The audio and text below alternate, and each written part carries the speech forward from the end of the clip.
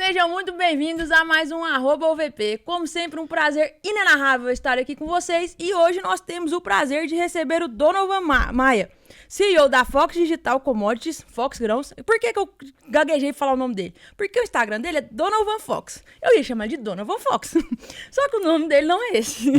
Então, continuando, professor executivo da FGV na área de estratégia corporativa e de negócios, atua na interface entre mercado de commodities, gestão de risco e estratégia empresarial, mestre em agronegócio pela UFG, engenheiro agrônomo formado também pela nossa digníssima UFG, MBA em estratégia empresarial, inovação e competitividade, ainda em andamento, e superintendente de políticas agrícolas, agronegócios e irrigação do governo de Goiás de 2019 a 2023, ou seja, não vale cobrar dele agora.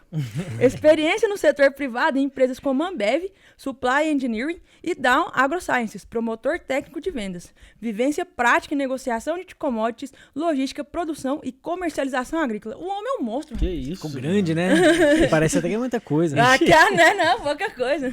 E pra não falar que eu esqueci novamente, Obrigado. Aqui do meu lado, meu grande Adalberto. Que é Um prazer ter você comigo. É um prazer ter vocês aqui. Donovan, vai ser uma honra conversar com você hoje. A gente tem muito papo. A honra é minha, muito bom estar com vocês aqui, acompanho o canal de vocês, vejo muito corte, tá?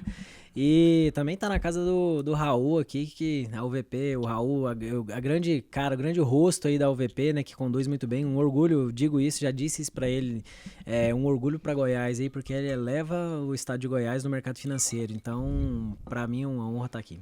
Rapaz, eu fiquei muito feliz quando mandaram seu currículo lá no grupo e eu vi que era você. Tinha muito tempo que eu tava querendo te trazer. Obrigadão por estar aqui com a gente. E pra gente começar, conta um pouquinho pra gente da sua trajetória. Você já foi pra várias áreas e agora você fundou a sua empresa, que é um espetáculo também de ser feito. Bom, muita coisa aí, né? Mas resumindo, eu me formei ali em 2014, sou engenheiro agrônomo, vim lá de Anápolis, na grande megalópole goiana, né? Mas me formei aqui na UFG, aqui em Goiânia mesmo, e depois trabalhei na Dow AgroScience, trabalhei com semente de campo, AT, contando semente no chão, fazendo campo. Fiquei ali 2 anos em Cristalina, uma das maiores áreas irrigadas da América Latina. Então, para mim foi um aprendizado tremendo. E depois eu tive o prazer de ir para uma grande escola, que para mim foi uma escola muito boa, que foi a Ambev. Nosso Jorge Paulo Lema, outro expoente aí, né, que nos orgulha muito como empresário brasileiro. E ali eu fiquei 1 ano. Onde eu saio, eu queria um pouco mais de aprendizado, parece um pouco clichê, mas eu saí mesmo, pedi demissão para eu poder estudar, cara. Então foi a hora que eu quis fazer o mestrado para entender um pouco mais gosto de falar isso aqui, o pessoal me zoa um pouco, mas racionalidade limitada dos agentes e custo de transação, voltado para o agronegócio. Isso estava na minha cabeça, eu peguei e fui estudar esse negócio. Aí tem um cavalo de pau aí no meio da trajetória, que eu fui candidato a deputado estadual nesse meio tempo aí. Mas foi bom, cara, tive voto em 137 municípios goianos. Minha família não tem nada a ver com política, não tem nada a ver com isso, mas eu gosto demais de política porque eu acho que ali é o lugar onde a gente pode melhorar a vida das pessoas com a tacada maior, digamos assim. Tem uma alavanca ali quando a gente faz coisa boa realmente. Então fui candidato, não fui eleito, por óbvio, né? Seria muito difícil que isso acontecesse naquele momento. E depois fui convidado para compor a equipe do governo, no primeiro governo do Ronaldo Caiado. E tive como superintendente lá, depois superintendente de produção rural sustentável, mas enfim, assim, em geral, superintendente de agricultura, de agronegócio ali do governo do estado. Ao final ali do primeiro mandato, 4 anos, tive uma conversa com o governador ali, pedi alguns conselhos e tudo, mas no frigir dos ovos, o que eu queria? Naquela mesma ideia que eu tinha lá na Ambev, lá atrás, que eu fui estudar atrás disso, eu tinha um sonho de montar uma empresa, fui fazer uma trajetória na iniciativa privada. Então ali, final de 2022, começo de 2023, a gente começa a empresa, é onde que a gente está agora, Donovan Fox, para a gente poder ajudar esse nosso agronegócio goiano, brasileiro, a performar cada dia mais, que a gente sabe que tem muito desafio.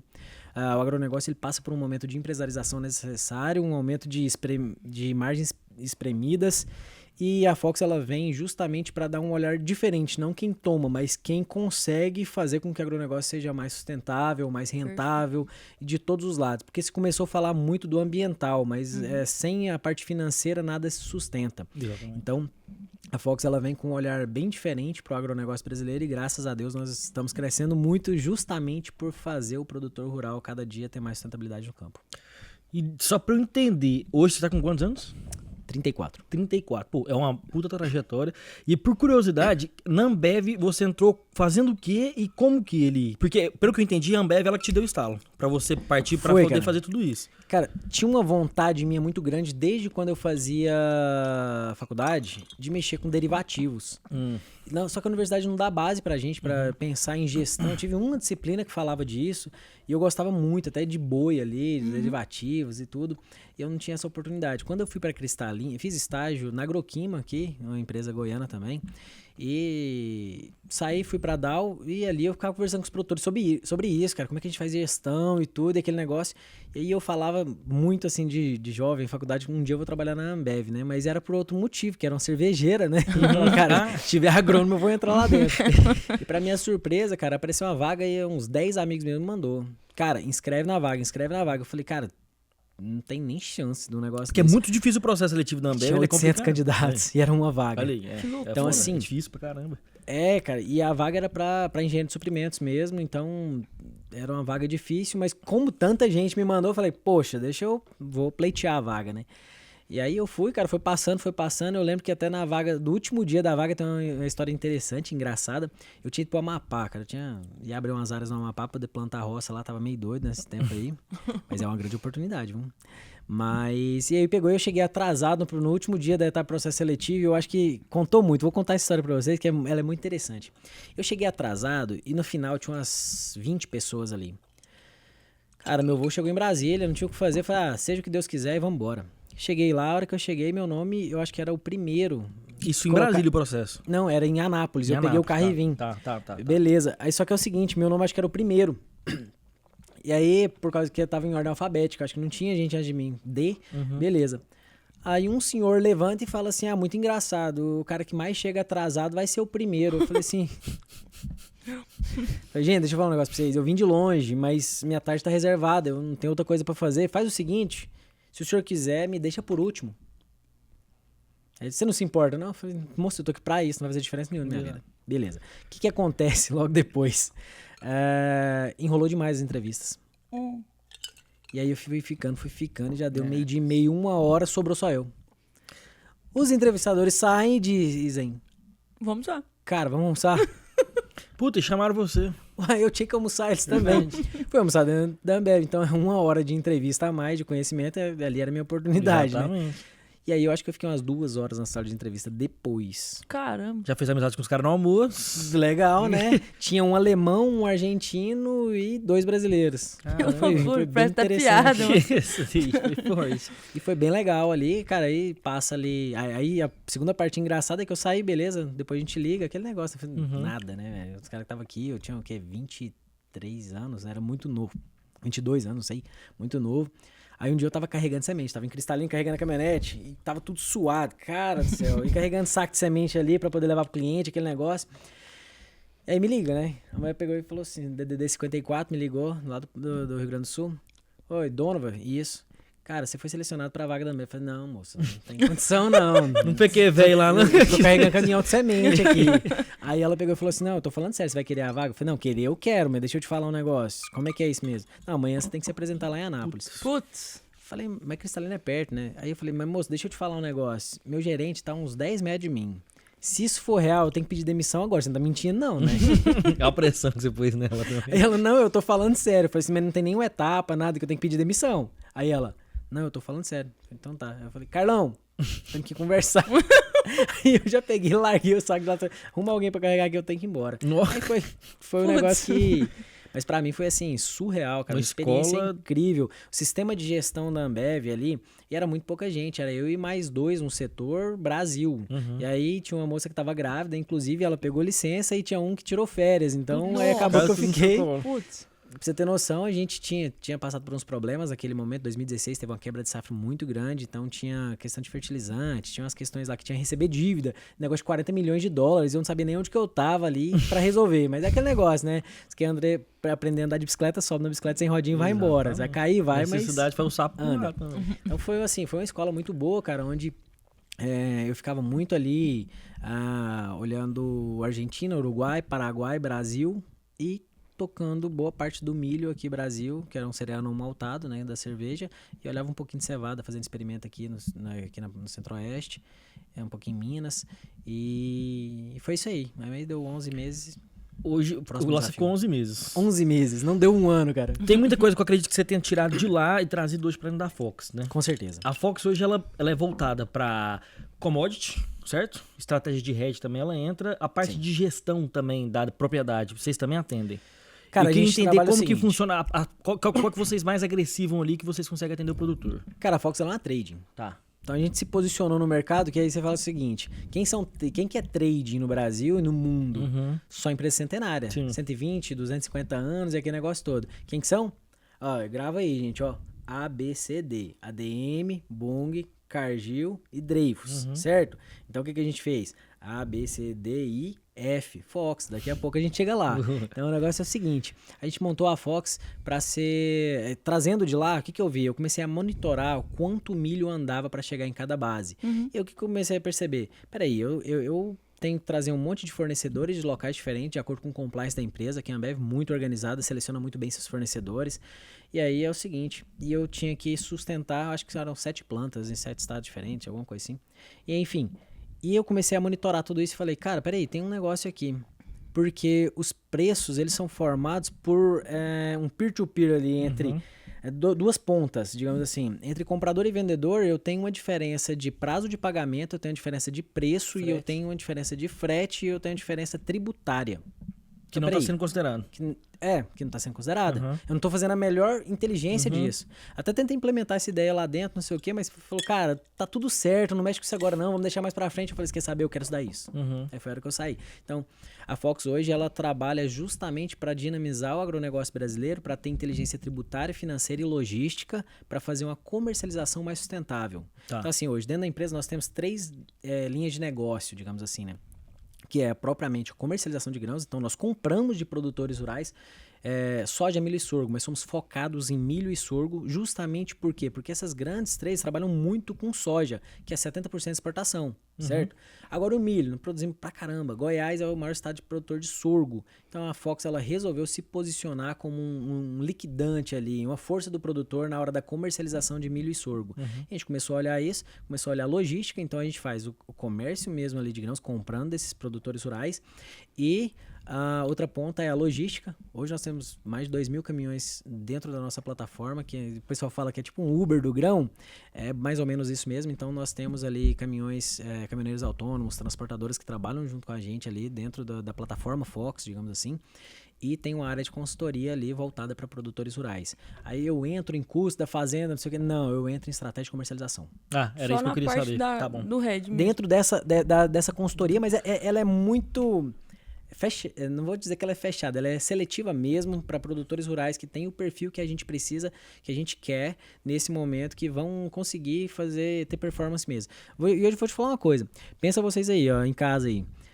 Todo mundo hoje fala de vendas. Todo mundo fala assim, você tem que ter uma máquina de vendas, vamos organizar vendas e tudo. Aí você vê alguém aqui na rua, aqui na Jamel Cecílio, falando assim, cara, se o cara faturar 2 milhões, ele é rico, certo? Sim. Cara, tem alguém faturando 30, 40 milhões de reais ali... Que não tem estratégia. Ele nunca pensou em venda, sabe o que ele faz? Ele liga aqui, cara, o que a fulana tá pagando? O que a ciclana tá pagando? E... Não, a Fox hoje ela tem uma base muito grande de inteligência, logística tributária e financeira para promover o melhor negócio pro produtor rural com logística que busca na roça, porque é outro desafio tremendo o produtor. Chegou na época de colheita agora, tá chovendo, certo? Desafio. Ele vai no posto, ele liga para alguém, chama caminhão, chama em cima da hora. Eu tenho dado de que ano passado o frete logístico aumentou 50% no período da safra. Cara, então o produtor que luta para ganhar R$1, R$2 ali, perde tudo no frete na hora da comercialização. Aí ele comercializou errado e tem que fechar em cima da hora porque tem fluxo de caixa, aí entra a gestão, cara, poxa, tem uma conta para pagar daqui 2 semanas, ou semana que vem, ou amanhã. Cara, não, fecha aí do preço que tá. Esse fecha do preço que tá, às vezes deixa R$6, R$7. E aí a gente vai fazendo conta, cara, nos desperdícios e na falta de inteligência de comercialização, a gente chama de comercialização de precisão, às vezes você deixa ali 5, 6, 10% no negócio. E hoje as margens apertadas que a gente tá, ela já tá entre 10% e 15%. Só o spread bancário ali de juros tá deixando 20% o custo da lavoura. E aí tá muito apertado. Então a gente entra para organizar essa gestão de comercialização. A gente até entra um pouco em compra, mas não nos produtos em si, mas uma estratégia de dólar para compra ali, como que eu vou fazer, como que eu vou amarrar isso para o final lá na frente para compor meu fluxo de caixa e eu cuidar do meu faturamento, mas da minha margem líquida de lucro lá no final e não ter descasamento, principalmente fluxo de caixa, que é o que está levando o agro hoje para uma situação difícil. Só pra explicar pro pessoal de casa, R$ 7, R$ 8 parece ser pouco. Só que se muito você dinheiro. fizer 7, R$ 8 vezes 80 mil sacas, aí você já vê, vamos fazer 100 mil sacas. A gente já tá falando de 700 mil reais. É muita coisa. Então, um descolamento de preço desse, o produtor tá lascado. Ó, vou te falar aqui, ó, pico de preço em Goiás esse ano, 120, 121 reais no máximo. 120 reais nós tivemos. Nós tivemos soja comercializada agora a 100 reais. Então vamos falar de uma diferença de 20 reais. Gente, olha só, no agro o problema que está acontecendo é o seguinte. Vocês estão vendo aí vários RJs, vários problemas. É porque a lógica do capital ela foi pensada para a indústria e foi pensada para o sistema financeiro normal aqui do dia a dia. O que é o negócio? Você quer investir? É CDB, Selic, onde você tem o retorno mensal. Então eu empresto dinheiro para alguém que vai me pagar um boleto depois e o dinheiro volta.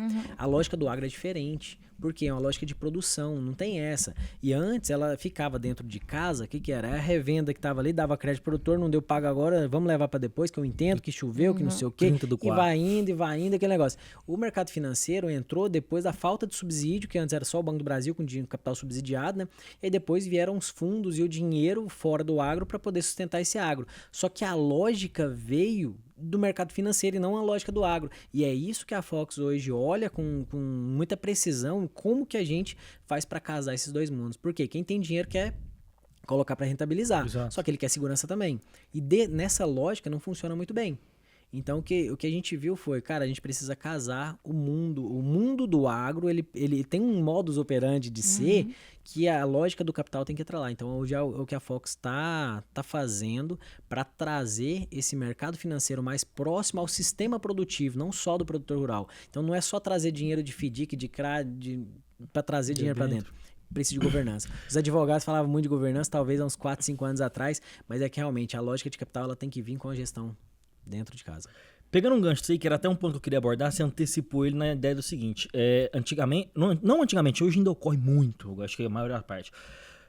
A grosso modo, o Banco do Brasil empresta o dinheiro, certo? Ele é um crédito que ele tem um juros mais baixo, só que ele tem uma morosidade maior na hora de passar esse crédito pro produtor. Tinha esse juro mais baixo. Então, tinha esse juro mais baixo. Aí agora o que eu queria trazer? O outro lado é o crédito de fundos, que ele consegue fazer um juros a mercado, talvez, e uma morosidade menor. É mais célere o processo.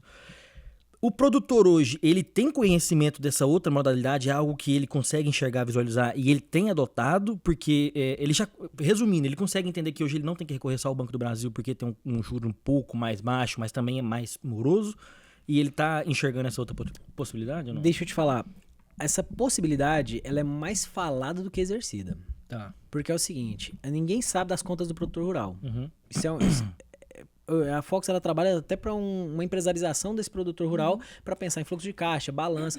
E não é fluxo de caixa, balança da RE, quando você pensa no seu contador, aqueles documentos chatos que é algo que você tem que entregar para alguém. Não é isso não. É porque realmente impacta no seu negócio ali. E não precisa virar um especialista nisso, só precisa saber se o dinheiro não vai faltar na hora que eu preciso e se vai me deixar lucro no final. Ponto. Para isso que serve todo esse arcabouço, né? Então, essa lógica do mercado financeiro, ela veio, nossa, é só montar um FDIC. Peraí, mas esse pessoal vai entrar onde? Aí os FDICs vieram, essa é uma opinião pessoal, mas é da parte da minha ótica.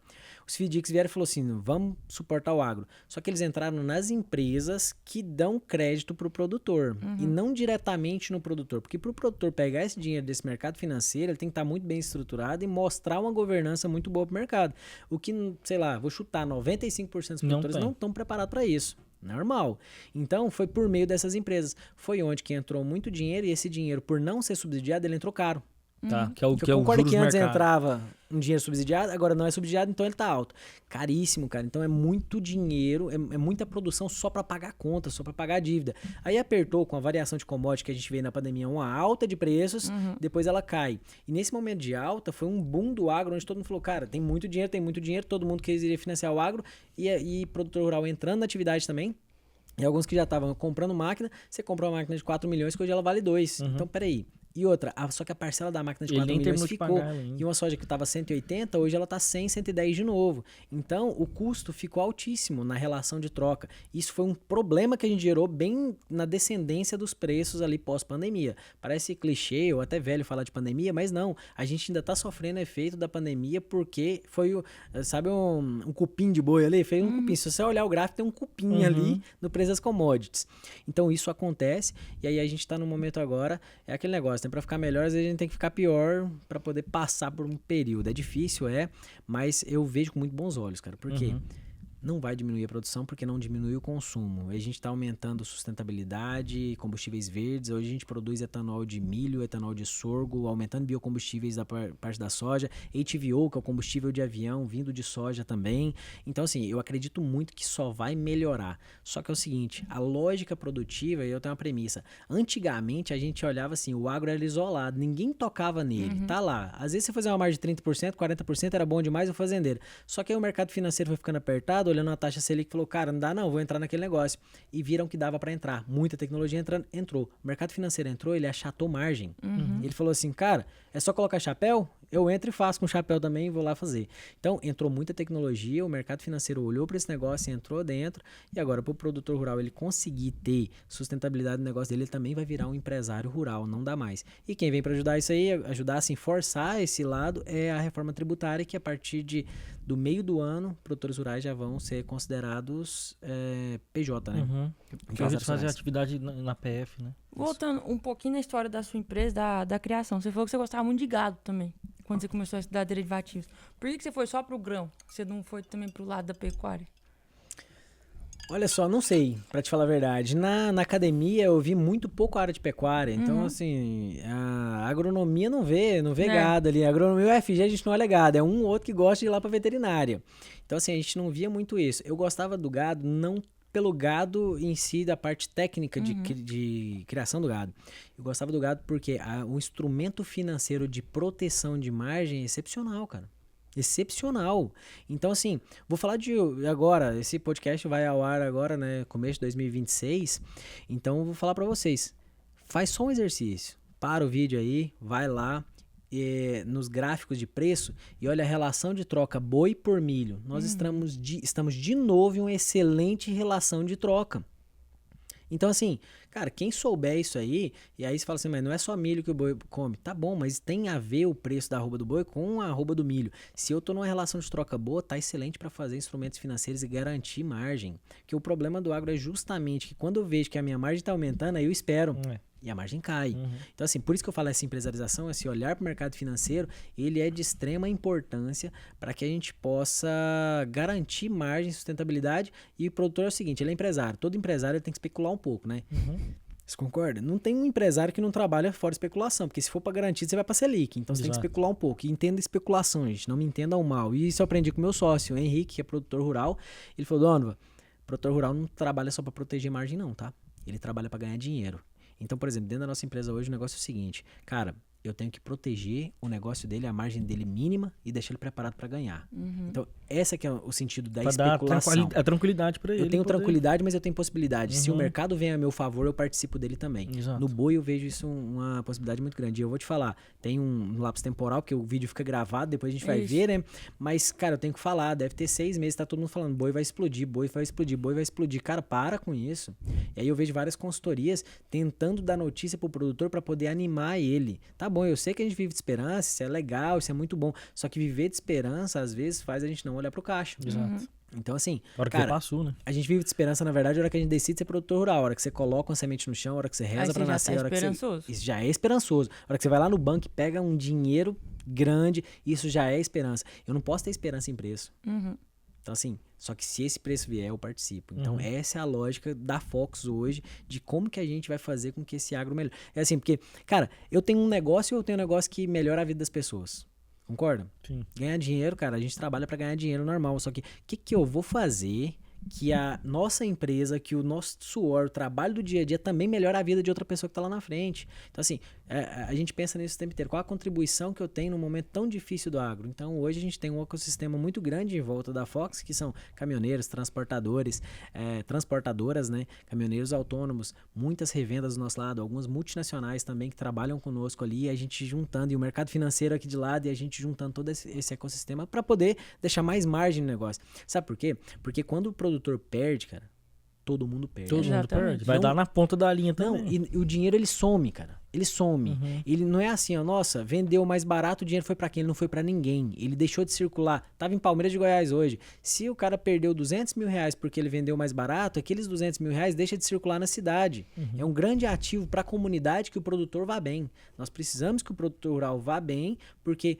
tem até um estudo, cara, acho que de uns 5 anos atrás, um estudo da UFG, tá? De economia lá, mostrando a interferência do agronegócio na economia goiana, na economia do Centro-Oeste, é cerca de 64%. Cara. Não quer dizer que quebra 64%, mas é um nível de influência. Participou 64%. Isso, vende mais apartamento, participa de mais carro e aquele negócio todo, então tem uma influência muito grande. É bom que o agro vá bem. Então assim, não é só aquela paixão, ovaciona um produtor? Não é bem isso não, cara. É porque ele é importante na cadeia, assim como o industrial é importante na cadeia, assim como quem limpa a rua é importante na cadeia. Ele tem o seu papel importante ali dentro. Então, e o papel da Fox é o quê? Fazer com que a sociedade melhore por meio do agro. Então, por exemplo, eu tenho aqui, eu planto milho. Eu planto milho, só que o meu foco é silagem, não é grão, minha área é pequena. Eu planto milho ali, aí você falou dessa relação de troca bezerro-milho. Desculpa, boi-milho. Boi-milho. Como é que a gente pode explicar para quem está assistindo? A gente tem uma grande parte da audiência que não é do agro, mas é extremamente fiel. Como é que seria a gente explicar essa relação para o pessoal entender? Porque a gente fala muito de rede aqui. Essa relação já não fica, talvez não fique tão clara. Tá, não vou falar de relação de boi e milho, não. Eu vou falar de relação de venda e relação de compra. Cara, toda atividade ela vive de duas coisas. É preço de venda e preço de compra. Então, mesmo que seja uma silagem, você concorda que o preço da silagem sobe e desce? Tem uma correlação positiva alta com o preço do milho? Exatamente. Então, eu tô falando só de correlação. Então, o que eu tenho que ver? Cara, se eu vender nesse preço e os meus insumos estão nesse preço, isso me garante margem. Você falando de hedge, o hedge protege. Eu posso fazer uma opção. Put, por exemplo, tem um custo intrínseco ali? Tem, mas eu estou me protegendo. Então, são operações financeiras que protegem a minha margem e deixam que eu participe de uma alta. Outra só protege minha margem mesmo. Então, assim, tudo que eu falei sobre relação tem a ver com relação de troca. O que é uma relação de troca?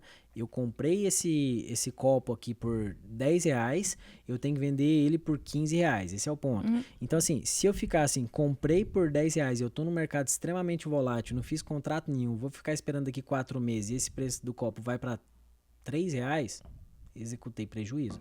E como a gente sabe que o produtor rural ele é tomador de preço e a gente tem preços variando na bolsa, a gente não sabe para onde que vai.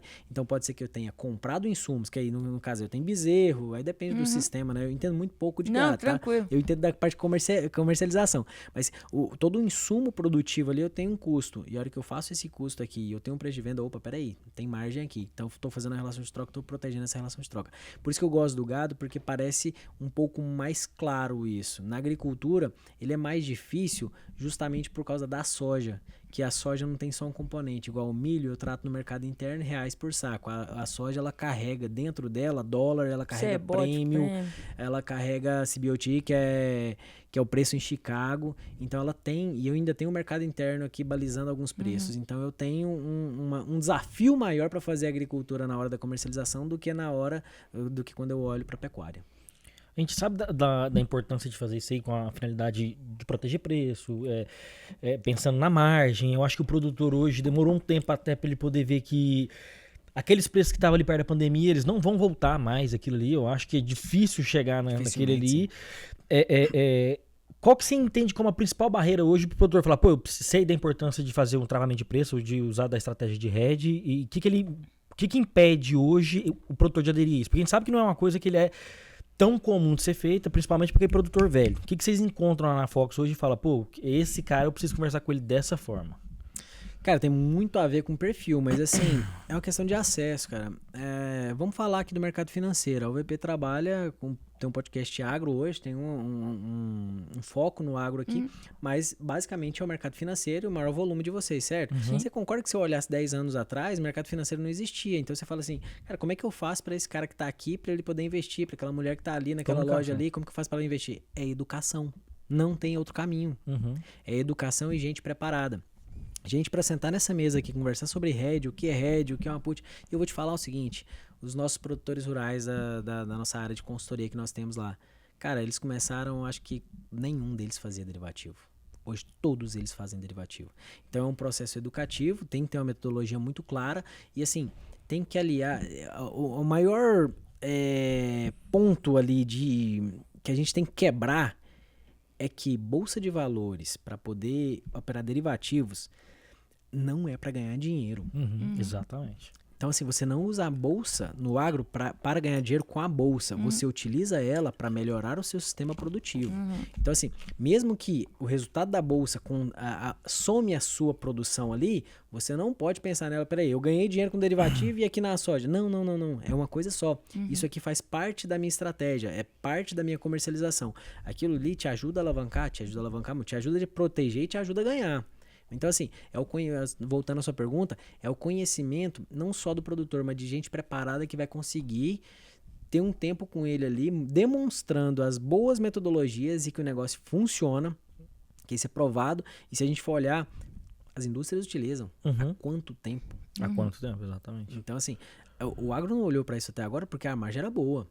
Agora vem a necessidade. Porque estava escondido. A margem estava boa porque estava lá dentro. Agora, se abriu o jogo para todo mundo e todo mundo caiu para dentro, opa, peraí, a margem diminuiu, aí eu tenho N fatores disso, mas o negócio é o seguinte, a gente precisa de educação e a gente precisa de produtor de mente aberta, mas o produtor aí eu tô do lado dele porque ele tá com essa mente aberta, ele tá sabendo que tem desafio e ele quer, só que também é o seguinte, ele não confia em qualquer um não. É um cara que mexe com muito dinheiro, é um cara pé no chão, é um cara no fio do bigode, olho no olho, pra ele importa pegar na mão, pra ele importa, assim, em quem confiar. E muita gente nesse mercado sacaneou. Agora tá diminuindo um pouco, mas por quê? Eu vi muito assessor de investimento que fica vendendo opção, fica vendendo operação de bolsa pro produtor rural como um sonho. Eu vou te falar, grandes instituições bancárias ofertam. Faz uma put. Ou então faz uma call. Cara, peraí, da onde você tá tirando isso? Não, é porque se cair você ganha. Não, joga no Tigrinho, cara. Sei lá, compra Bitcoin, aposta em outro negócio, não sei. O que eu tô falando é assim, o sistema financeiro voltado pro agro, dos derivativos e das opções, ele serve como da parte do sistema produtivo. É a mesma coisa quando você planta a sua semente, vai cuidar, tem um fungicida lá, você tem que manter manejo. Isso aqui, o mercado financeiro hoje ele faz parte do manejo da agricultura e da pecuária, inclusive. É porque o significado do hedge, tipo, pensando em opções, derivativos, no agro é totalmente diferente do mercado financeiro em si. A forma com que ele é utilizado no agro, ele é diferente da forma que ele é utilizado dentro do mercado financeiro. Então, acho que as pessoas podem, às vezes, dar uma confundida, porque no agro ela é utilizada como uma ferramenta mesmo em si. Sim, isso é que eu defendo. Exato. E tem que ser, e é uma grande ferramenta para o produtor rural, cara. Por mais que, assim, não é só o produtor que opera nos Estados Unidos, mas tem um dado, cara, que na Bolsa de Chicago se opera 20 vezes o volume de soja do mundo. Aqui no Brasil deve operar, sei lá, 5%, entendeu? Do Brasil. Então é muito longe ainda, mas tá aumentando, cara. Graças a Deus. Eu lembro até que eu sentei numa mesa muito grande, ainda quando eu trabalhava numa grande companhia lá, e eu cheguei e falei, gente, tá descolando, tô fazendo Chicago, eu tô fazendo Chicago, milho B3 aqui descolou totalmente, tô com problema. Todo mundo na mesa, grandes companhias sentadas na mesa, a hora que eu falei, você falou assim, cara, você tá achando que eu vou olhar pra B3? Você tá achando que eu vou fazer aqui? Isso não tem liquidez. E é uma grande verdade. Tá certo a companhia porque não tem liquidez. E liquidez, pra todo mundo entender, é oferta de compra e venda. Eu querer vender e ter alguém pra comprar. Eu querer vender e alguém pra comprar. Isso então vem melhorando de 2016, inclusive, que foi vou dizer, no pau da safrinha ali, porque, cara, triste, não choveu, foi um ano muito difícil, a gente produziu muito pouco, a oferta e demanda normal, os preços responderam, então quem não tinha hedge no Brasil ficou descalço. Eu tô em hedge em Chicago, mudou nada, entendeu? Até porque o milho não sai tanto. E não tinha tanta informação transacionando no mundo e impactava menos o que acontecia aqui. Aí agora não, aí começou a ter mais liquidez. Então, gente, tem liquidez na Bolsa Brasileira, não é o melhor dos mundos ainda, mas no milho tem, no boi já tem, então tem muito mais gente entrando. E convido você que é produtor rural, procure uma assessoria para poder fazer sua comercialização, para poder te ajudar na tomada de decisão. Hoje, antes desse podcast, eu estava na reunião de telefone aqui, vou te dar um exemplo. Os vendedores de insumo pegam e falam assim, olha, vou te vender um insumo, você paga daqui 10 meses. Aí o dólar hoje tá 5,18. Aí ele fala, já vou fechar o dólar com a curva do dólar. Dólar lá na frente, 5,50, 5,60. Falei, cara, quem te garante que tá isso? Por que você não vai e compra dólar hoje? Ele, como assim? Falei, não fecha com eles não, porque você vai fechar R$1 por saco, ele vai comprar dólar na curva do dólar lá na frente. Sei que às vezes alguns termos difíceis, tá? Mas que a gente vai ter que discutir sim. Uhum. E aí, cara, com 3 minutos de conversa, eu demonstrei que é melhor comprar dólar no mercado financeiro do que ficar do que pagar esse preço lá pra frente, que é um spread muito grande, que é por falta de conhecimento. Então assim, cara, qualquer produtor pode fazer isso. Aí eu vou fazer uma continha básica. Você fala assim, cara, aí tem muita gente que fala assim, mas é o pequeno produtor que ele não pode, tem que ser só para grande. Vou fazer uma conta aqui, ó. Um arroba negociada na B3 lá na bolsa, são 330 arroba negociada. Quanto que você sai com, quando você termina um boi, termina com quantos arroba? 18. 18 arroba. Então vamos lá. Então você consegue pegar e redear 18 boi. Isso aqui é para o grande produtor? Não. Então é para todo mundo, só basta ter conhecimento. Então, voltando à sua pergunta original ali, o desafio do setor agropecuário como um todo, do agronegócio, é conhecimento para poder operar com as ferramentas. E eu vou te falar, e é isso que vai salvar o agronegócio brasileiro. Para não ter descasamento entre compra e venda. Porque o problema foi, geralmente o produtor rural não faz uma compra já no prejuízo. Ele faz tendo uma margem pequena de lucro, mas porque ela tá pequena, ele tá esperando crescer e às vezes ela vai para baixo aí que gera prejuízo. Então ele não entra no negativo geralmente. Então já que ele não entra no negativo, vamos fazer uma estratégia para não baixar, vamos fazer daqui para cima. E é isso aí que vai salvar o produtor rural brasileiro. E puxando a sardinha pro VP Agro é o que a gente faz aqui também. Exato. A gente é focado exclusivamente nisso. Inclusive hoje nós temos um novo produto. Se você quiser saber mais, não vou usar o podcast do dono, vou falar isso. Chama lá no Instagram, vai ser um prazer atender vocês. Fique à vontade que quanto mais gente dá a mão para poder salvar o agronegócio brasileiro, melhor, cara. É muito pouca gente ainda que tá fazendo isso. Tem gente que fala assim, cara, tem alguns concorrentes seus, não sei o que, cara, que mais gente comece a falar. Eu tô vendo muita gente já falando de comercialização, de trava, estica. Você que tá aí, sei lá, no Amapá plantando soja, ou se alguém tá aí, a Fox ainda não opera no Amapá, acho que a UVP não sei se opera no Amapá, mas se não, procure alguém que faça isso pra você. Quanto mais gente nesse mercado, mais gente boa, vai atrás de profissional competente. Eu sei que não é fácil, é escasso. E a gente está lutando, vocês estão lutando para educar, nós estamos lutando para educar a gente, educar no sentido de ensinar pessoas a operar nesse mercado e para não colocar o produtor em fria. Então vá atrás de gente que mais pessoas entrem. Então me procura a UVP para poder entender um pouco mais do que é comercialização no agro. Exatamente. Como que eu aprendo esse negócio aqui. Então quanto mais gente boa tiver no mercado, melhor o mercado fica. Então a gente no mercado melhor, a mesa fica melhor. Exatamente. Inclusive você tem que querer entender o que está sendo falado. Não adianta só seu assessor ligar e falar, vamos fazer uma put ali que você vai ganhar em tal jeito. Não, gente, entende o que é uma put, o que é uma call, se é para subir, se é para cair, se é só para segurar. Entenda o que é. A gente teve um último vídeo agora sobre qual cultura vai substituir a soja.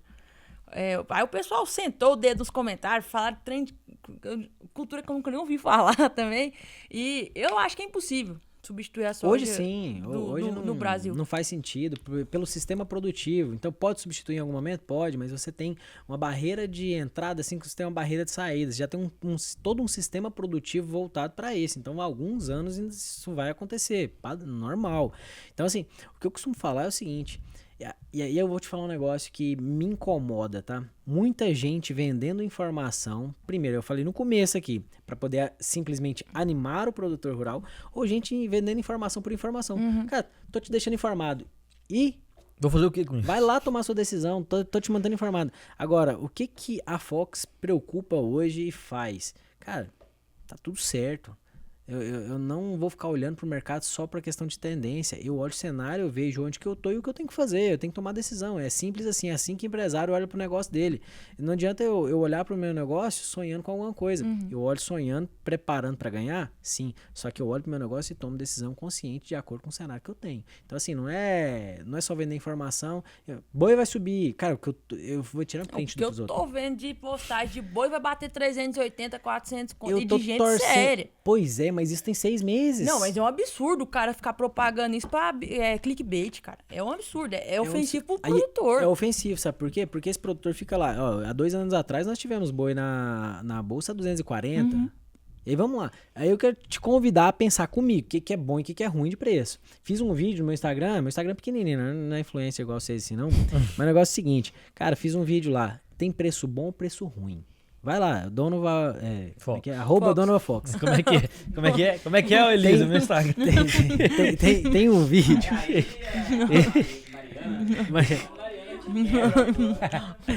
Cara, tem um vídeo que fala o seguinte, hoje, quanto tá a soja? 11,30 mais ou menos, 11,20, 11,30, o dólar por bushel. Dólar de 5,20 mais ou menos. Aí eu tenho lá hoje milho na casa de 67, 68. Beleza, guarda esses números, tá? E a arroba do boi na casa dos 345, quase 350, que era o sonho há pouco tempo atrás, tá? Sonho ano passado. Aí o que acontece? Só que isso tem 3 anos que tava esses números, tá? Não, esse é o número de hoje. Há 3 anos atrás eu tinha soja de $15. Era uma loucura, é o sonho de todo mundo hoje. Beleza, mas eu tinha milho a 90, é o sonho de todo mundo hoje. Mas naquela época tava ruim, todo mundo esperando pra ver se subia. Certo, né?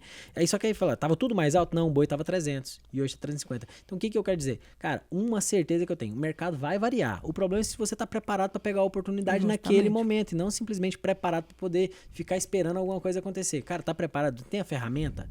Eu tenho assessoria, eu sei o que eu vou fazer, eu tenho uma conta já preparada para poder fazer minha operação, eu sei quanto dinheiro gasto, o que eu vou fazer, qual que é a minha estratégia. Eu sento tem alguns clientes nossos que eles fazem a operação de boi, 10 mil, 15 mil boi.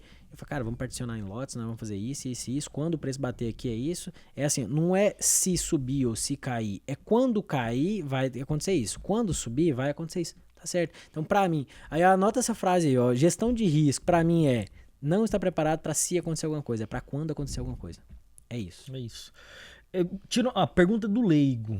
Hoje o cara ele consegue, por exemplo, ele fazer um seguro ali do plantio, da safra, ele consegue travar, o meu custo ficou em 30 sacas, 40 sacas. Ele consegue travar ali que o custo dele é isso. Para ter essa segurança, o seguro. Qual que é a diferença do seguro efetivamente, por exemplo, com a estratégia do hedge, que ele consegue fazer basicamente ali a mesma coisa? Não, peraí. Tem mais alguma coisa que a gente chama de seguro. Você tá falando de seguro safra de produção ou seguro de preço? De produção. Seguro de produção é contra clima. Somente. Então, se eu quiser seguro de preço, ou eu travo no mercado físico ou eu faço uma estratégia no derivativo e opção. Tá. Não tem outro jeito. Então, assim, só que não dá também pra falar só assim, cara, vou operar na bolsa só. Não, você tem produto físico pra vender, meu amigo. A estratégia tem que ser casada. Eu tava conversando isso agora, lá na recepção. Cara, se você não casar a estratégia, você não tem estratégia. Porque você não vive de bolsa. A bolsa ela é uma balizadora. E quando eu falo de soja, eu tenho um monte de... Eu tenho 3... Vários balizadores. Vários balizadores ali. E aí, sabe o que dá tranquilidade pra gente? Trump falou alguma coisa. Tá. E aí, cara, boi. Boi tava 240. Um amigo meu tem 200 cabeças de gado. E eu ensinei ele a mexer. Ele começou a fazer os derivativos dele. Cara, e isso é assim, é do coração. É gratificante pra alguém que ensina alguém e ela executa. Chega um cara lá e fala assim, cara, essa arroba do boi tá vendendo R$210 a arroba lá no dia no pasto lá. Aí pegou e falou assim, cara, vai subir essa arroba aí. Eu falei assim, bom demais, hein? Aí o outro falou assim, eu acho que é queda. Aí falou assim, fazer o quê, né? Cara, é essa tranquilidade que a estratégia te dá. Porque se cair, ele já tem. A Fox tem um produto que chama ganha-ganha. Sabe o que a gente faz? Cara, se cair, você tá segurado no preço. Você ganhou, sabe por quê? Porque é tudo percepção no mundo. Se você tinha R$50 e o preço hoje é 40, você fechou a 50, você ganhou. Você concorda? Mas peraí, se você participar da alta, então era 50, foi pra 60, você ganhou 60, você ganhou. Então é ganha-ganha. Tem como a gente montar estratégias de ganha-ganha. Aí tem aquela velha frase, não tem como atingir o olho da mosca. Pegar a mosca, dá pra pegar. Então assim, cara, você monta a estratégia, você tem que colocar isso como custo de produção.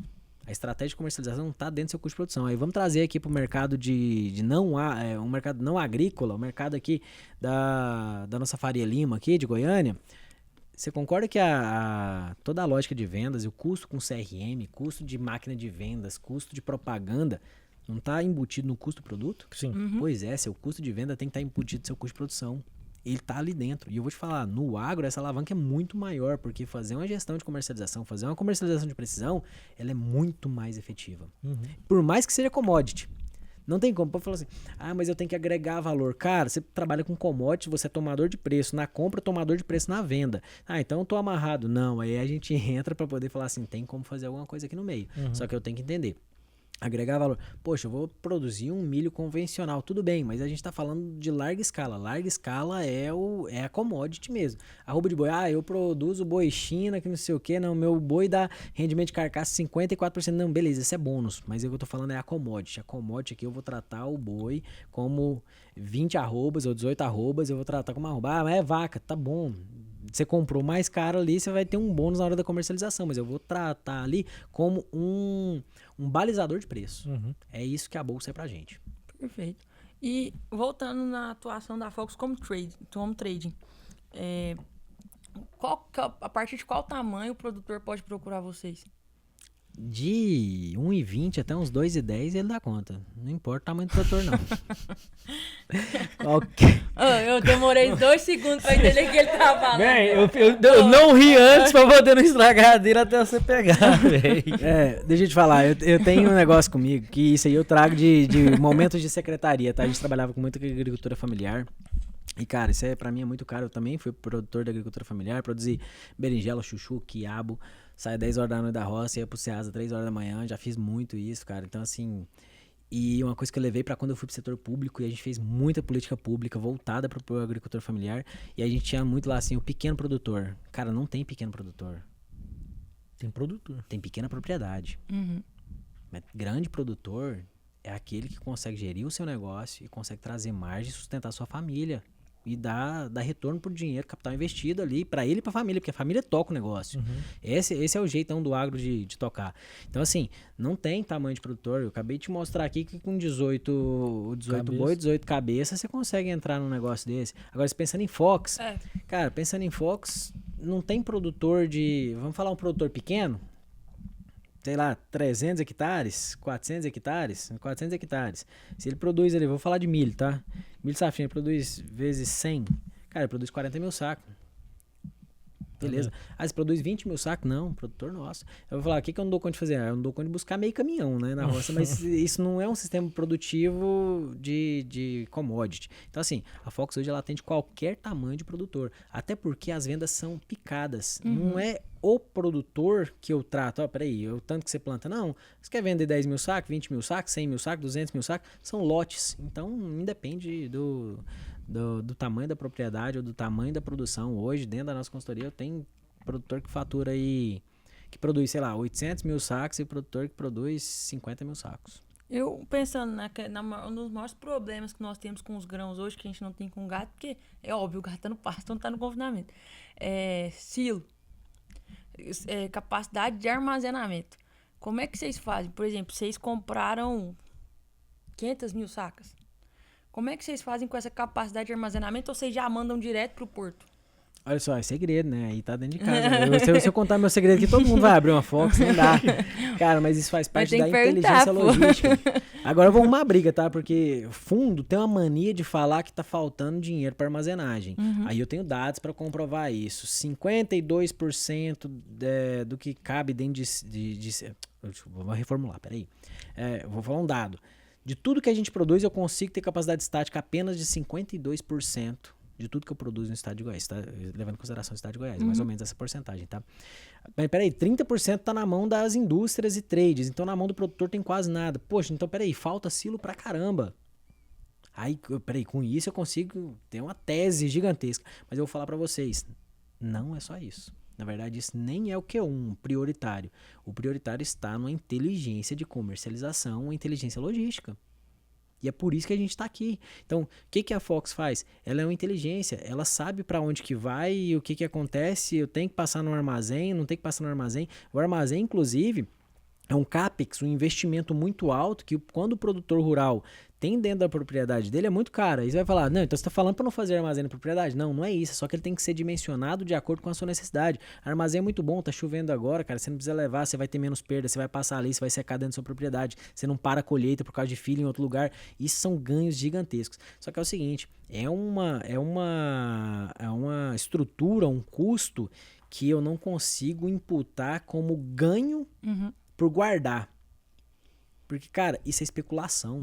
Então, assim, você especula com o que você pode. Então, peraí, não, vou guardar um tanto porque o meu fluxo de caixa me permite, vou fazer uma proteção ali que para me apropriar de um possível ganho que tenha na alta. Agora, não, cara, se eu guardar, eu vou ganhar. Não, isso não paga juro. A soja não paga juro, entendeu? Então, tem que esperar o mercado variar. Geralmente varia sim, porque o movimento é sazonal, produz só uma vez por ano, chega num momento que eu tenho escassez, o preço sobe. Mas isso sobe quanto? Será que paga armazenagem? Será que paga meu custo de capital? Então tem um negócio de armazenagem aí que eu sou bastante crítico. Em várias mesas, inclusive da Faria Lima, que eu falo, cara, a gente precisa mais de eficiência do que de silo. Então assim, a gente tem muito caminhão e falta caminhão. A gente tem muito silo e falta silo.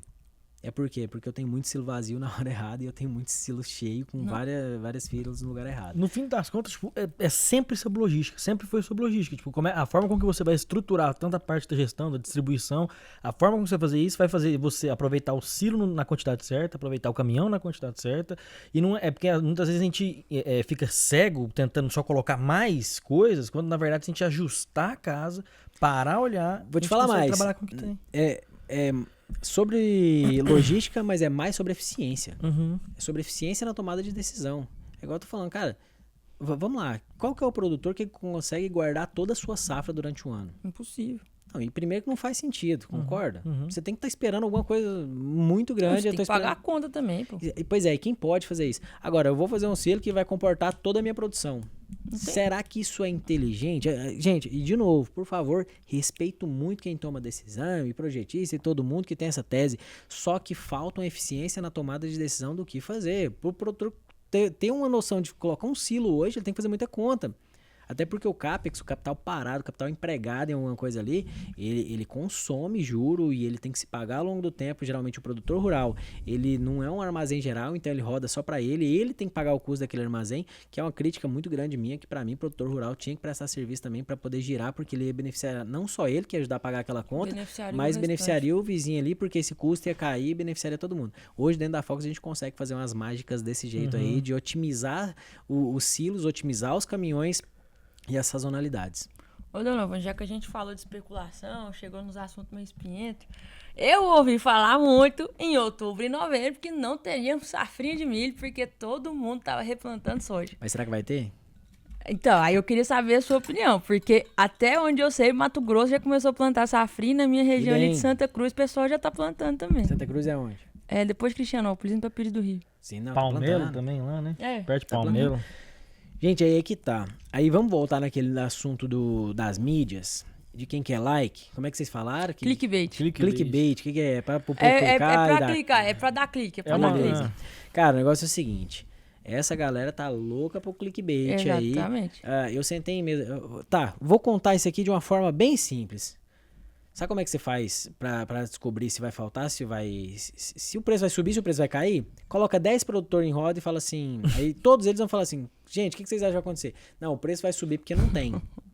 Assim, mas deixa eu só te perguntar, mas eu sei, assim, eles falam assim, vai ter uma quebra de safra, não vai produzir soja. Não, mas e a sua, como é que tá? Não, cara, a minha eu vou produzir mais que o ano passado. Eu falei, não, mas meus vizinhos, cara, nossa, tá uma lástima. Não vai dar não. Eu falei, entendi. Você é da outra região, como é que tá lá? Rapaz, eu até que eu vou produzir, mas lá na região não vai dar não. Aí você vai, você fala, cara, não tem condição. Então assim, na verdade, cara, a informação fidedigna do campo é uma coisa, e essas informações pulverizadas no Instagram, pulverizadas aqui nas redes sociais, elas às vezes elas têm um desserviço. Contamina até o próprio produtor, que na dele ele sabe que tá boa, só que ele enfia na cabeça aqui. Eu sentei com um produtor no começo da safra. Esse ano a safra atrasou, cara. Atrasou bastante, quase um mês aí. Foi todo mundo teve atraso. E a gente tava com expectativa de plantar cedo esse ano, e ano passado deu tudo certo, vamos plantar. Cara, eu sentei com o produtor daquele atraso, ele falou assim, rapaz, deixa eu te falar, escreve o que eu tô te falando. Não vai ter metade da soja que teve no passado, não. E aí nós estamos batendo recorde de produção de soja. Aí ele falou assim, cara, não vai ter milho também não. Bom, a metade ele já errou, mas próxima parte pode ser que ele acerte. Não sei, vai dar um ano igual 2016. Se a chuva, meu filho de 5 anos.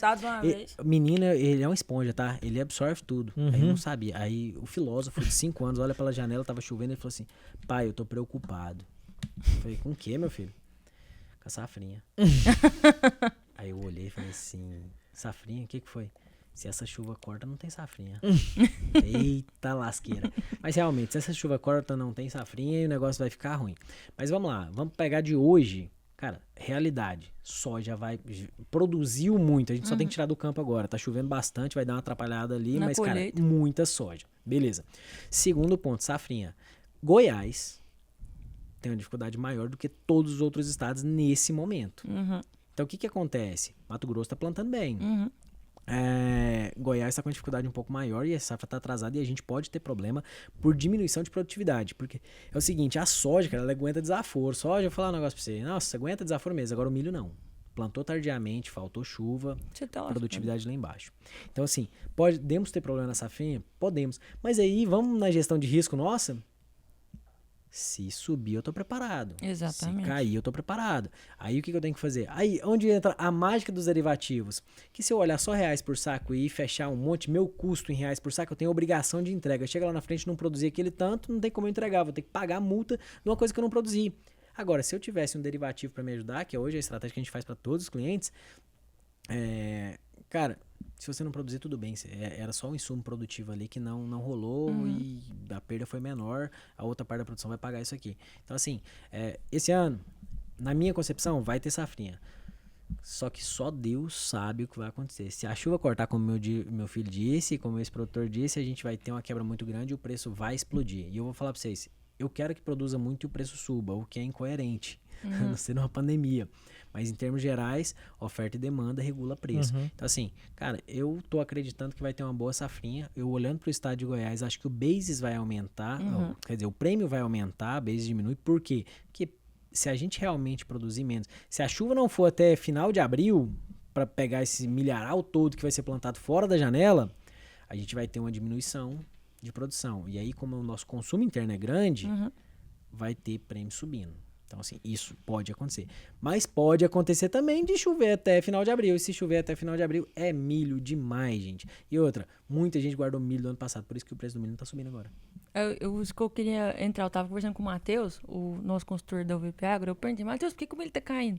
Ele não caindo, mas tá barato. E todo mundo, em outubro e novembro, falava que o milho esse mês já tinha explodido. É igual gado. Aí ele me explicou tudo. Aí, tudo vai explodir. Aí eu fico assim, gente, se você vai ficar pegando de base notícia de Instagram, você tá lascado. Tá lascado. Não tem condição de você ficar recebendo só manchete. A bolha imobiliária que tá pra estourar tem quanto tempo? A bolha imobiliária tem 10 anos. Não vou comprar um apartamento que vai estourar a bolha, tá aí. Eu passo 2020 pra cá, juros bons em 2020 pra você comprar apartamento, esperando a bolha, agora tá lá em cima. Se Deus quiser, vai continuar melhorando. Eu só te fiz a pergunta por isso, porque você falou da gente se juntar, e eu acho que o importante é isso. A gente tem que sentar na mesa e levar essa palavra da proteção, da comercialização, da instituição dentro da fazenda, da negociação em si. Porque hoje, o que é a negociação produtor? Meu tio planta 1.000 hectares. A negociação para ele é... Não, tá bom, o armazém já fechou ali para mim há tanto. Tudo bem, mas e se o senhor fizer? Não quero saber desse conversa do seu chefe, não. E pronto, cara. Então, eu cresci dentro da casa dele. É difícil conversar. Então, eu acho que quanto mais a gente bater na tecla, uma hora eles vão olhar e falar assim, pô, esses meninos devem saber o que eles estão falando. Sabe o que eu vou falar pra você? Não adianta, não. É educação e trazer o mercado pra poder fazer. Sabe o que faz a pessoa fazer um negócio? É o vizinho dele. A gente não compete com o mundo. Você não compete com o Mato Grosso. Você compete com o seu vizinho. A renda tá caro? Tá caro. Se o vizinho for eficiente, sabe o que ele vai fazer? Ele vai tomar o seu arrendo. É assim que funciona. A sua margem está apertada e você vai perder o arrendo, você vai perder a sua área, você vai ter que vender parte ali. Então, os mais eficientes vão para frente, cara. Até dei uma palestra uma vez e eu peguei e mostrei vários tipos de plantadeira. Tinha uma plantadeira de mão, de uma linha de milho, e hoje eu tenho uma plantadeira de 120 linhas, sei lá, no Mato Grosso, não tem negócio de doido. Tá? Quem tiver nesse sistema produtivo que não compete com esse cara daqui. Impossível. Compete com o vizinho. Então, beleza, o que vai acontecer? A competitividade vai bater na porta. Porque, na sorte, esse cara vai. E eu vou falar pra você, produtor rural, ele é muito bom e ele tem um feeling, assim, surreal. Por quê? Porque tá no negócio. Todo empresário tem feeling muito bom.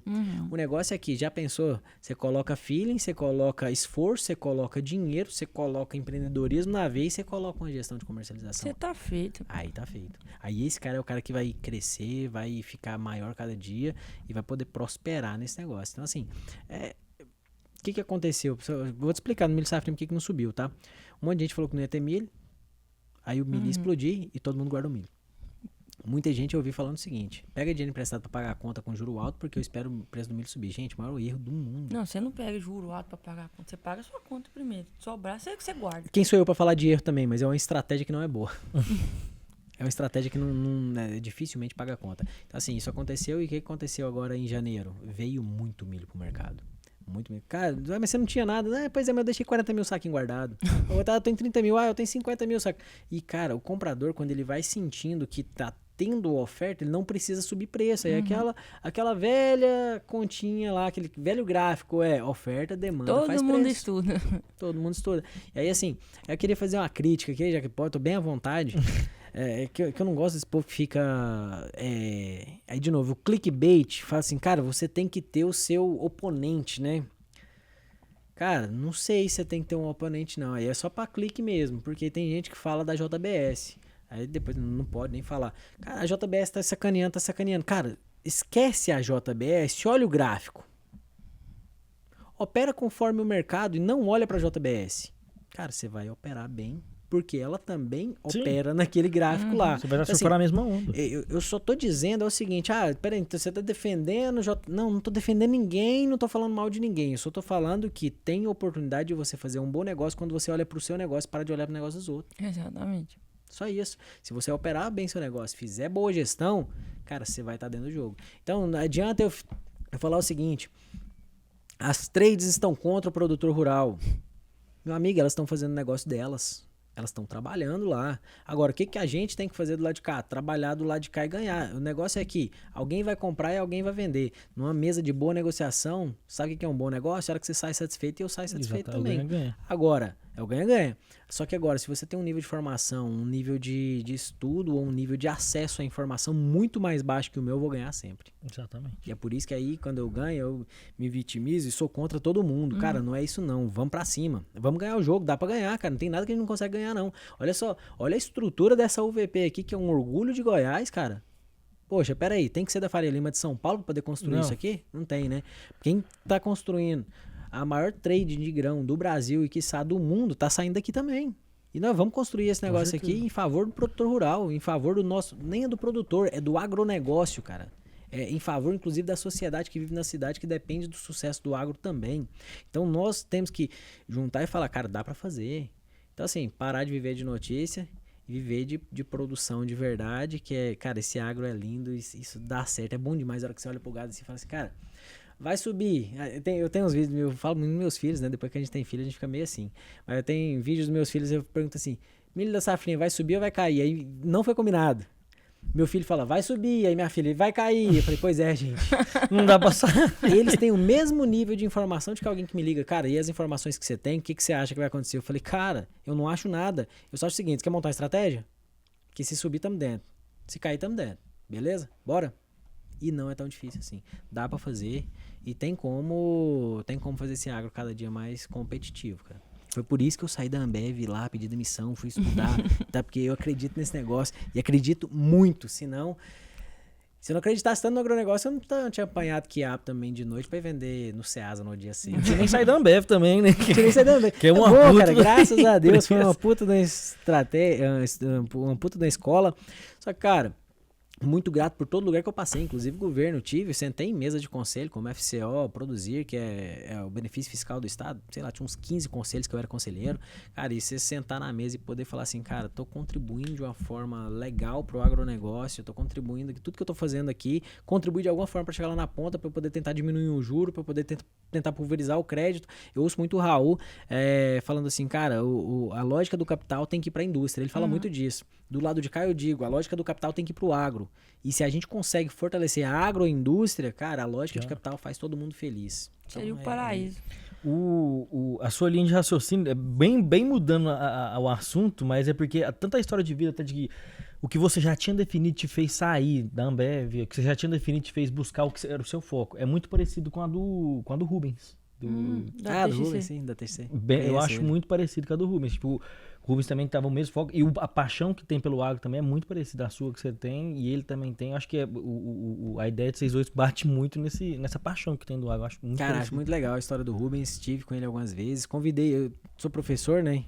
Engraçado isso, é professor de negócio lá na FGV e tudo, e eu sempre no final das minhas turmas eu chamo alguns empresários, porque eu falo assim, cara, vamos compilar tudo que a gente estudou aqui, vamos ver se serve pra alguma coisa, não vai falar nada pro empresário que vai vir aqui, vamos lá. Aí na fala dele a gente vai destrinchando todas as estratégias, geralmente ele tem muito das estratégias, ou quase todas, que a gente coloca os pormenores ali. E o Rubens esteve lá com a gente, cara, fantástico, um cara com uma história muito boa. Outro orgulho goiano. Que é de Anápolis, inclusive, anapolino também, tem muita gente anapolina aí, uns mais duvidosos, outros melhores, né? Enfim, cada um acha alguma coisa, mas tem muita gente boa aqui no estado de Goiás que faz esse Brasil crescer, cara. Então, assim, o Rubens, se Deus quiser, é uma das maiores marcas aí do mundo. Eu profetizo que seja uma grande marca, que leve o nome de Goiás, que leve o nome do agro pra onde que foi, igual eu tô falando, cara, não é pra endeusar ninguém. É simplesmente pra saber que cada um tem o seu papel e que todo mundo tem que viver bem. A gente veio pra cá, Deus colocou a gente aqui pra isso.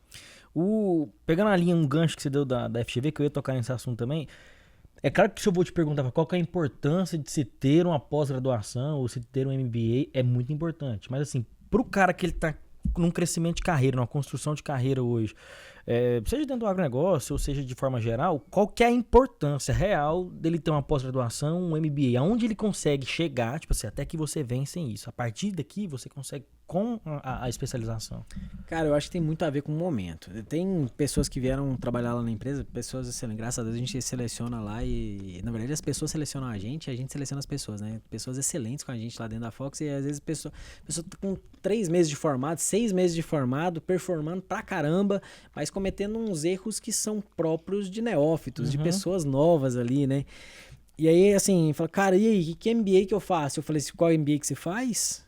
Entrega seu resultado, cara. Aí, assim, é que depende do momento de vida.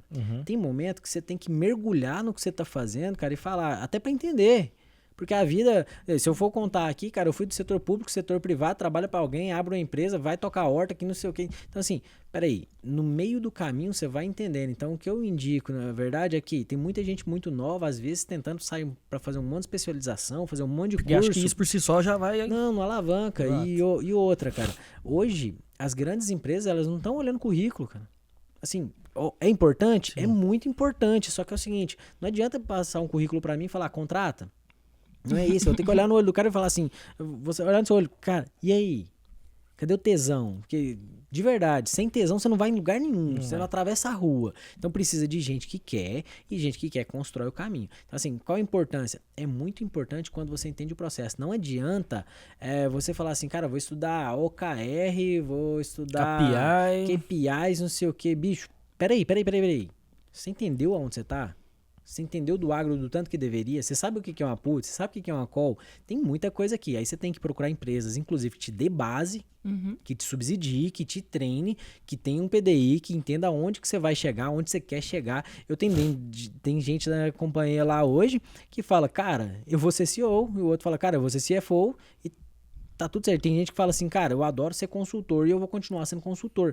Beleza. Só que, cara, você tem que ser um consultor foda e atingir os seus objetivos. Cara, seu objetivo aqui é ser um CFO, deixa eu te falar, a pernada é maior. Então eu já vou começar a fazer aqui meu MBA. Não, peraí. Primeiro entrega o resultado nessa vertical todinha, você vai começar a olhar para outras verticais da empresa, começar a monitorar o que elas estão fazendo, aprender aqui dentro, participa da reunião de liderança, vamos ver como é que tá aqui. Talvez daqui 5 anos vai fazer muito sentido isso para você. Aí você fala, cara, peraí, então você tá num lugar que você fica doutrinando as pessoas que vai demorar. Não, às vezes a pessoa vai muito mais rápido que isso, mas eu tenho que falar para ela não gastar o tempo dela à toa e o dinheiro dela à toa. Então às vezes você assistir o YouTube ajuda bastante. Ajuda muito naquele momento de vida que você tá. Então assim, educação para mim ela é primordial e necessária em todos os aspectos, só que casa isso com o seu momento de vida, com o que você quer lá pra frente. Não adianta você sair fazendo um monte de curso, tem um monte de coisa escrita aí. Cada coisa que tá escrita aí no meu currículo teve um momento de vida. E nem quer dizer que eu sou um grande exemplo, não. É só que é o que eu acredito. Faço o que eu acredito ali. Nesse momento de mestrado, por exemplo, cara, pra mim foi magnífico. Mas tava encaixando com o momento que o momento pediu. Você estressou ao máximo as outras áreas até o ponto de precisar do Exatamente. Eu falei, cara, peraí, daqui não vai mais. E outra, não sou casado, não tenho filho. Esse foi o meu parâmetro. Tá? Não sou casado, não tenho filho. Peraí, eu posso dar um all-in? Eu já dei muito all-in na minha vida. E, cara, posso dar all-in nesse momento? Posso. Posso dar all-in nesse... Cara, vou pro governo. E quando eu saí do governo também foi outra all-in. Cara, vou abrir a empresa. Tem história interessante aí, em outros podcasts eu conto, mas do momento da minha saída. Mas, cara, foi um all-in ali. Vamos pra lá. Graças a Deus a empresa já faturou muito mais que 100 milhões de reais aí em pouco tempo. Então, assim, e faturamento é uma medida de muito ego, a gente sabe disso, mas também as empresas são medidas assim. Então, você tem que jogar o jogo que é jogado. É importante. Então, é importante ter governança, é importante ter faturamento, é importante ter EBITDA, é importante ter lucro líquido, é importante treinar a gente, é importante você ter um puta de um capital. Eu conversei com um investidor numa mesa muito grande e ele falou assim, cara, o que é o grande valor da sua empresa? E olhando para o número, eu falei, o grande valor da minha empresa são as pessoas que estão lá dentro. Sem elas, cara, esse negócio aqui cai. Então, assim, eu acredito muito nisso. É tecnologia, cara, tecnologia, quem constrói a tecnologia são pessoas e para pessoas. Então, educação é a base de tudo. Só saiba onde você vai gastar seu dinheiro e seu tempo. Mais tempo do que dinheiro, porque dinheiro volta. Exato. Tempo não. Então, você gastar 2, 3 anos da sua vida fazendo um negócio que você não vai usar, pode ser um aprendizado, mas é um aprendizado caro demais. Então, assim, tem como treinar e testar, estressar o negócio antes do que você fazer uma coisa tão formal.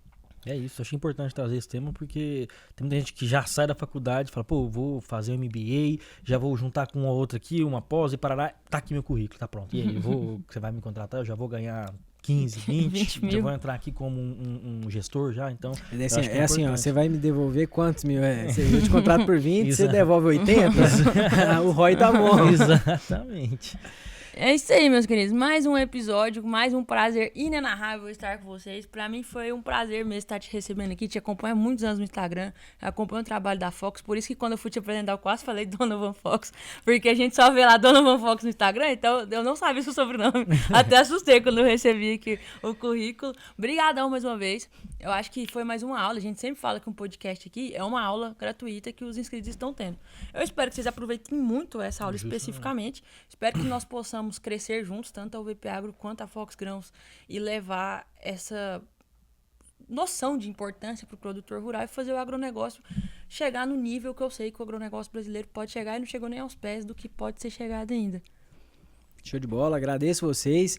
Deixo um recado aqui para todo mundo que está assistindo a gente, é trabalhar muito e conectar com gente. Nada do que isso aqui foi discutido, nada de Donovan Fox existiria sem os sócios que eu tenho, sem as pessoas que eu me juntei, sem as pessoas que constroem a Fox todos os dias para poder construir um agronegócio maior. Igual eu falou, cara, concorrência, não concorrência, cara, junta com gente boa e faz acontecer. Então eu agradeço demais, é uma honra mesmo poder trocar essa ideia aqui, me sentir bem à vontade e que o que precisarem falar de agro aí, que nos conecte com a gente, vamos construir um agronegócio. Primeiro goiano, logo brasileiro, justamente. Cada dia mais forte. Só uma coisa que eu esqueci, que eu sempre esqueço. Onde é que o pessoal pode te achar e achar a Fox Grãos, por favor?